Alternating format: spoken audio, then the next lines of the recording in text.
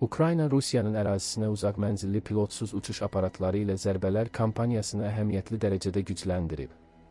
Politico nəşrinin məlumatına görə 2024-cü ilin əvvəlində ay ərzində bir neçə onlarla dron buraxıldığı halda, hazırda müdafiə qüvvələri hər gecə orta hesabla 200-300 dron havaya qaldırır. Jurnalistlər Ukrayna Müdafiə Nazirliyinin Baş Kəşfiyyat İdarəsinin məxfi obyektlərindən birinə giriş əldə ediblər. Bu qapalı məkanda Ukraynalı mütəxəssislər uzaq mənzilli lyutu zərbə dronlarını yığır və uçuşa hazırlayırlar. Ukrayna Müdafiə Nazirliyinin Baş Kəşfiyyat İdarəsinin məlumatına görə bu dronlar 60 kiloqrama qədər partlayıcı daşıya və təxminən 2000 kilometr məsafə qət edə bilir. Onlar indi bu müharibədə bizim ən vacib kozırımızdır, deyə Vektor Çağırış nişanlı bölmə komandiri bildirib. Onun sözlərinə görə zərbələrin əsas hədəfləri hərbi obyektlər, neft emalı zavodları və Rusiyanın hərbi maşınını maliyyələşdirən infrastruktur olaraq qalır.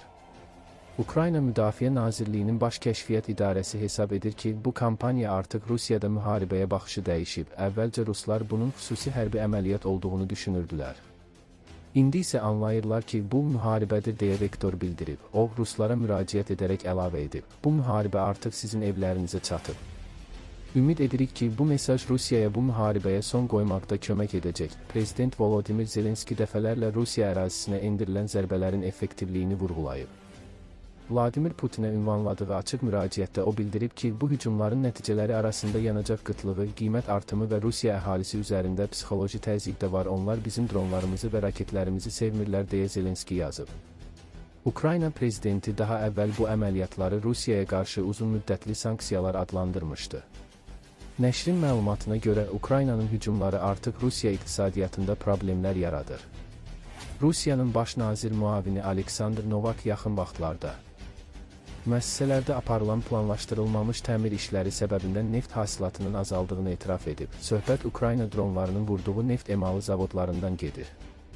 Bəzi müəssisələr istehsalı azaltmağa və ya fəaliyyətini müvəqqəti dayandırmağa məcbur olublar. ABŞ ordusunun Avropadakı keçmiş komandanı Ben Hodges hesab edir ki, Rusiyanın əsas üstünlüyü indi onun zəif tərəfinə çevrilib. İndi Ukraynanın uzaq mənzilli dəqiq zərbələr sahəsində əldə etdiyi irəliləyişlər sayəsində vaxtilə Rusiyanın gücü olan amil onun ən böyük zəifliyinə çevrilib. Onlar hər şeyi qoruya bilmirlər. Hər bir neft emalı zavodu, hər bir gəmi qayırma müəssisəsi, hər bir fabrik, artıq hamısı zərbə məsafəsindədir. Kəşfiyyat mənbələrinin məlumatına görə hücumlar zamanı təkcə zərbə dronlarından deyil, həm də Rusiya hava hücumundan müdafiə sistemlərini yükləmək üçün saxta hədəf dronlarından istifadə olunur. Bundan əlavə, Peklo adlı reaktiv mühərrikli dronlar da tətbiq edilir. Onlar lyutu dronlarından xeyli sürətlidir. Bu sistem son dərəcə dəqiq və çox sürətlidir. Xüsusi naviqasiya sistemi və xüsusi hazırlanmış anten sayəsində hətta çox kiçik hədəfləri də yüksək dəqiqliklə vurmaq mümkündür. Logist Çağırış nişanlı Ukrayna Müdafiə Nazirliyinin Baş Kəşfiyyat İdarəsinin texniki əməkdaşı izah edib. Baş Kəşfiyyat İdarəsi həmçinin bildirib ki, uçuş marşrutları hava şəraitini, hava hücumundan müdafiə sistemlərini və radioelektron mübarizə vasitələrini təhlil edən Prisma adlı süni intellekt sistemi vasitəsilə planlaşdırılır. Biz hər gün, hər saat onların hava hücumundan müdafiə və radioelektron mübarizə sistemlərini necə hərəkət etdirdiklərini bilirik. Hər gecə fərqli uçuş marşrutlarından istifadə edirik.